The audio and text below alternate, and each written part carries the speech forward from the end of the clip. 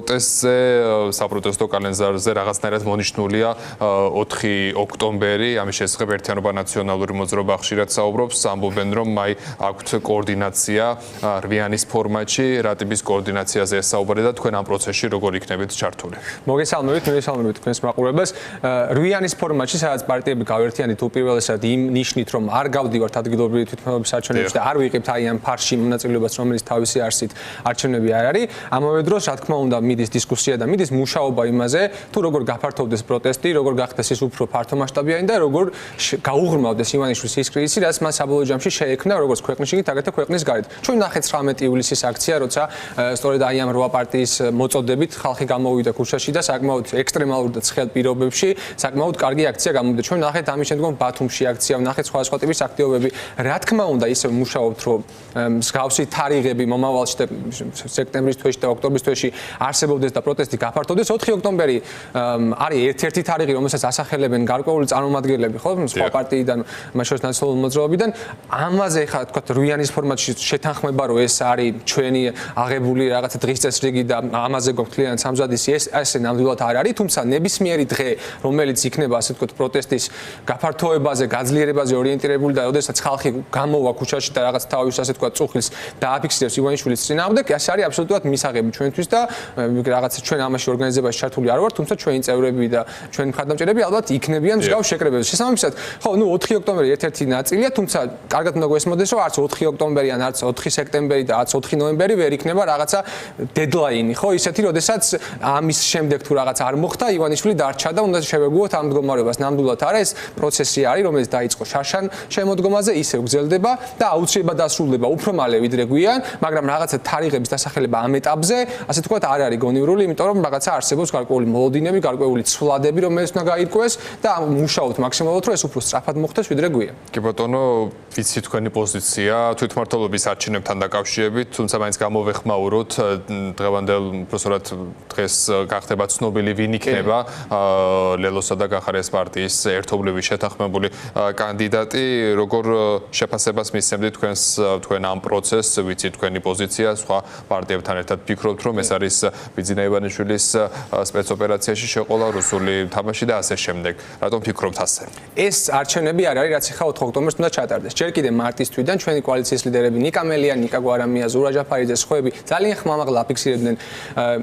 პოზიციას იმაზე, რომ ამ არჩევნებში შესვლა არ იყო მიზანშეწონილი და არ იყო სწორი, იმიტომ რომ ეს არ არის თავისუფლი არჩევნები, ეს არ არის ის არჩევნები, რომელიც დამდგარ კრიზისს გადაჭრის და ეს არჩევნები არის უფრო გაუარესებულ პირობებში, ვიდრე აქამდე ჩატარებულა ყველა არჩევნები საქართველოში და არ არსებობს არანაირი გონივრული მოლოდინი, რომ ამ არჩევნებზე რაიმე შედეგი დაიდოს ისეთი, რაც ამ ქვეყნის გაძლიერებას და მის დემოკრატიულ მომავალს მოემსახურება. ლელოც იგივე პოზიციაზე იყო დასაწყისში და ამბობდა, რომ არ შევიდოდა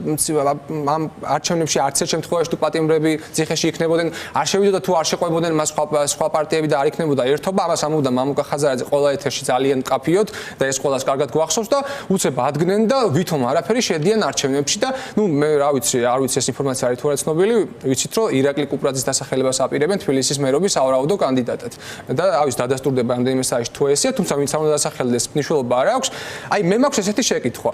აი ირაკლი კუპრაძე, რომელსაც თქვა დღეს დაასახელებენ თბილისის მერობის კანდიდატად. აი ხა რამ პრეზენტაციის შემდეგ სახში რო წავა. იგივე რო გაუკეთონ, რაც მაგალითად გაუკეთეს ნიკა მელიას, ხო, რომელიც სპეცოპერაციით აიყვანეს რაღაცა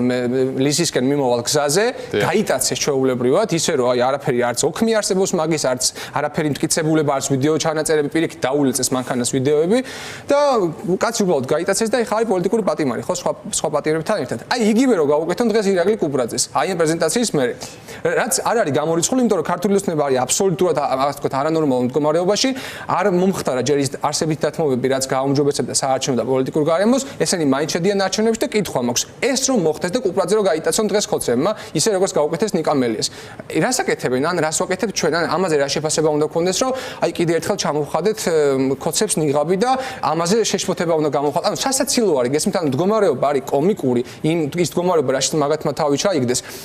ამავე დროს მოატყუეს რომ ეს არის მათი მხრიდან გააზრებული ამბავი, ისინი შედიან გააზრებულ ბრძოლაში და აქვთ მოლოდინი, რომ შესაძლოა კონკრეტული მუნიციპალიტეტები დაათმობინონ ქართულ ოცნებას, მათ შორის ახსენეთ ირაკლი კუპრაძე, თქვენ ეს ინფორმაცია დადასტურებით გაქვთ რომ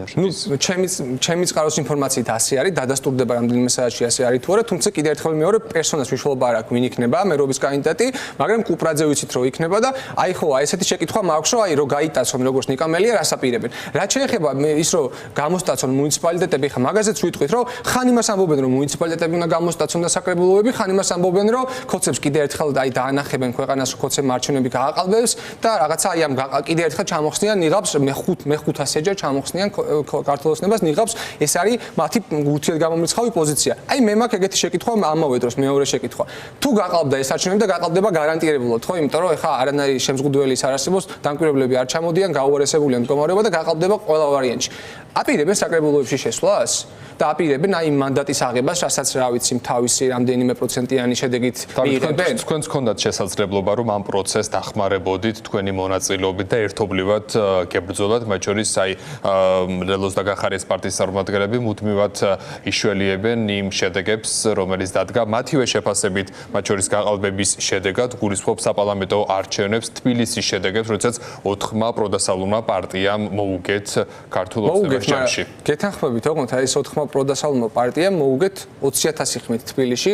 აი ამ ოცნების დაწერილი რიცხვების მიხედვით, რაც წინა წლებშიც ეგრე იყო, 20-21-ში ეგეთი პროცენტული სხვაობა იყო, ასე ვთქვათ, პროდასალურ ოპოზიციასა და ქართულ ოცნებას შორის, 20-20-შიც ასე იყო და მანამდეც ეგრე იყო, ხო? და არსებითად შედეგი არ იცვლებოდა, იმიტომ რომ ქართული ოცნება აი ამ გაყალბების იარაღებს კიდევ და უფრო და უფრო მეტად ხვეწდა და საშინელ სახეს აძლევდა ამ ყველაფერსაც. ისი კულმინაციაც 2024-ში ვნახეთ. ამის მერე კიდევ უფრო მეტად გაუარესდა ეს საარჩევნო სისტემაც გაუარესდა, ხო, გაზარდეს მაჟორიტარული წილი,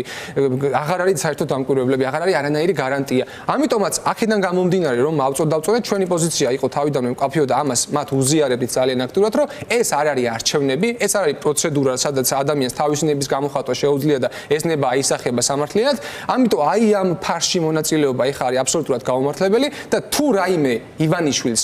თავის ტკივილს უქმნის და თუ რაიმე ივანიშვილის პრობლემას უქმნის, არის ის იზოლაცია, რაც ჩვენ შევუქმნით მას მათ შორის შარშან ნოემბრის შემდეგ, როდესაც არ შევედით ამ პარლამენტში, რაც ლელონმაც გააკეთა და გახარიას პარტიამაც და რაც მათ შორის საერთაშორისო იზოლაციაში როგორც მოექცნენ, ხო? აი ეს არის მისთვის თავარი ტკივილი და არა ის რომ აი ამ არჩევნებში შესვლა და იქ რაღაცა დეკორაციად, ივანიშვილის დეკორაციად გაფორმება, რაზეც პარტია ლელონმა ესეთი გადაწყვეტილება მიიღო, რაც არის ღალატი იმ არჩეული გზის, რაც აირჩიეს და ეს არის მოტყუება ამომრჩევლის, როგორც მათი ამომრჩევლის, აგრეთვე მთლიან საქართველოს მოქალაქეებს. დავით, გამოვეხმაუროთ ქართული ოცნების ბოლოდროინდელ რიტორიკას იმ შეხვედრის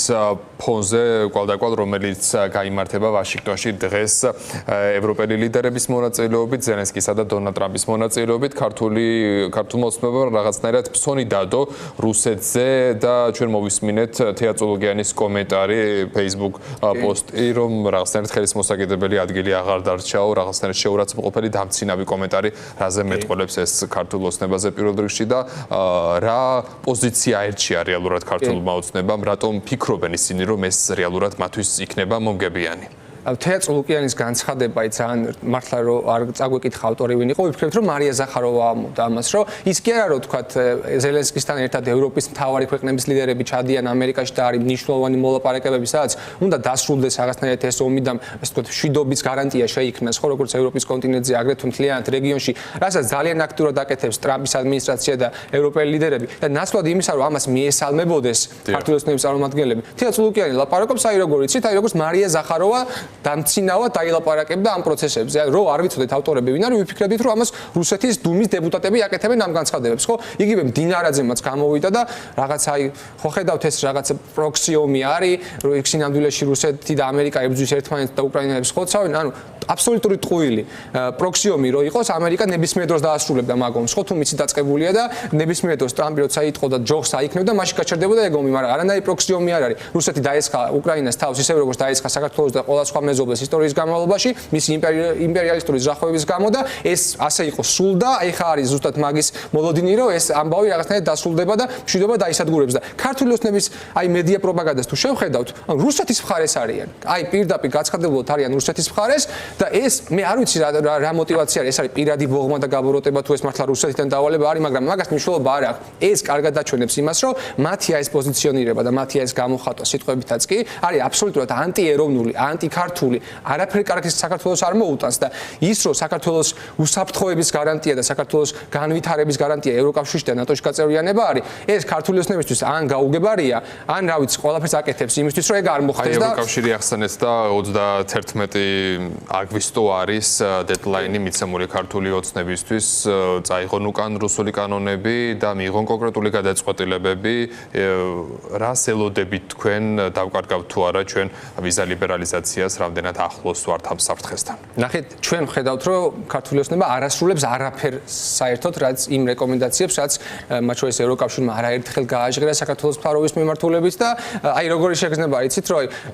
რაღაც კლუბის წევრობა უნდათ და ყველაფერს აკეთებენ საპირისპიროს იმისთვის, რომ ამ კლუბის წევრები გავხდეთ და მე დღეს კალაძე გამოვიდა და თუ უვიზოს გაგუჩერებენ, რომ ამითო ევროკავშირი ქართულ ხალხს დაჯისო. არა, ქართულ ხალხს არ დაჯის. ქართული ოცნების წევრები არიან ისინი, რომლებიც აი ამ რეალობას უქმნიან ქვეყანას და ამ საფრთხეს უქმნიან და ქართული ოცნება არის, ქართული ოცნება და ქართველი ხალხი ერთ და იგივე არ არის. ქართული ოცნების ქმედებები იქნება სწორედ იმის მიზეზი, თუ ჩვენ გაგუჩერდება უვიზო მიმოსვლა და თუ ჩვენ აი ამ რაღაც ბენეფიტებს ვეღარ მივიღებთ, ასაც ევროკავშირიდან ვიღებს და უნდა იცოდეს თველმა ქვეყანამ, რომ ევროკავშირიდან გადმორიცხვები, ევროკავშირიდან ტურიზმის შემოსავალი, ეს არის მილიარდობით დოლარი ყოველწლიურად, რითაც საქართველოს ეკონომიკა მნიშვნელოვნად ხეირობს და ხო, არანაირი მოლოდინი არ მაქვს ქართული ოცნება რაიმე იმას შეასრულებს რეკომენდაციას, აბსოლუტურად ანტიეროვნული არის მათი ქმედებები ამ თვალსაზრისით, სანამ ქართული ოცნება იქნება. მანამდე არათუ ევროკავშირში ვერ გავწევრიანდებით, არამედ უდიდეს შანსია რომ დავკარგოთ უვიზო მიმოსვლა სწორედ მათი წყალობით და ამიტომაც ჩვენი ფუნქცია და ჩვენი მოვალეობა არის პროდასავლური პარტიების ამ ქვეყანაში, რომ მაქსიმალურად გავაძლიეროთ წნეხი ივანიშვილზე, მაქსიმალური კრიზისი შევუქმნოთ მას, რათა ამ ქვეყანაში დადგეს ცვლილება, ამ ქვეყანაში მოვიდეს საბოლოო ჯამში პროდასავლური ხელისუფლება, პროდასავლური პარტიებით დაკომპლექტებული, რომელიც გარანტირებულად და ის შეგვიძლია პირდაპირ ვთქვათ, რომ ქართული ოცნების ცვლილების შემდეგ 5-7 წელიწადში მართლა გვექნება შესაძლებლობა ევროკავშირის წევრი გავხდეთ და ამ ქვეყანაში ბედნიერი ცხოვრება შეეძლოს მოხუცსაც, სტუდენტსაც, კურიერსაც, ნებისმიერ მოქალაქესაც, ქალსაც, კაცსაც და ყველას. დიდი მადლობა.